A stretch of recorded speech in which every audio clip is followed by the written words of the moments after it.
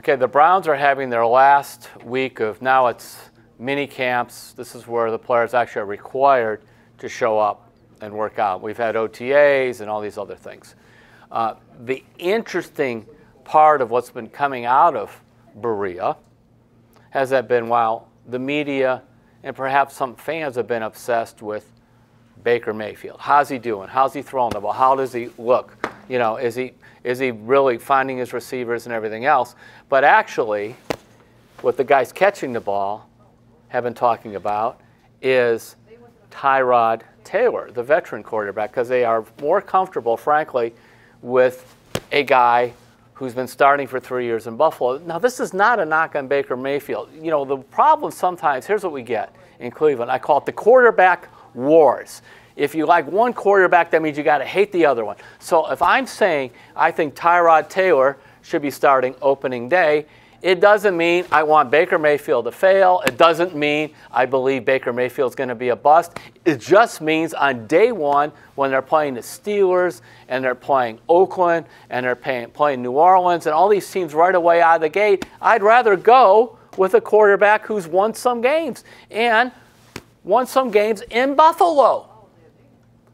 We're not talking about a guy that backed up Tom Brady, and it turned out, of course, Jimmy Garoppolo was a very good player when he get a chance to play in San Francisco. But you don't know when these guys are with these really good teams and their backups or whatever. We're talking about a guy that started for 3 years in Buffalo at a 22-20 record. Now, Baker-Mayfield may turn out to be better than Tyrod-Taylor. For the Browns' sake and for Baker's sake, I hope so, because that means he'll be a very good quarterback, because right now Tyrod-Taylor is a real solid one.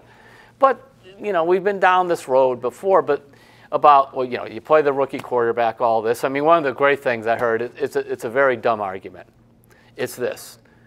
Well, you got to put the rookie in there to find out what he can do. Now, let's look at it in a different situation where, all right, I just caught the ball. Now, suppose a guy is a really good first-year medical student, very sharp. And you think, boy, that guy has a chance to be an excellent surgeon. Well, let's not finish off his education. Let's just put him in the operating room right now. Let's find out what he could do. How about open heart surgery?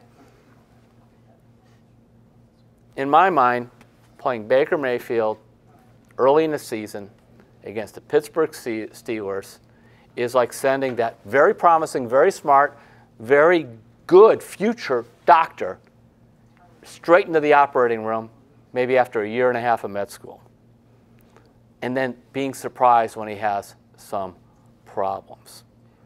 Let him learn. You know, the Browns made a very good move in bringing in Drew Stanton, another veteran quarterback. In fact, Drew Stanton is the one that's working a lot with Baker-Mayfield. The Browns, you know why? Because here's what. Tyrod-Taylor has to win some games right now. Right now. The Browns have to win some games right now. Fans are tired of all this building. This is a right now phase for the Browns. A right now phase for Hugh Jackson, 1-31 with Cleveland. A right now phase in finding a quarterback that can give us games that we could watch without just being in horrible pain.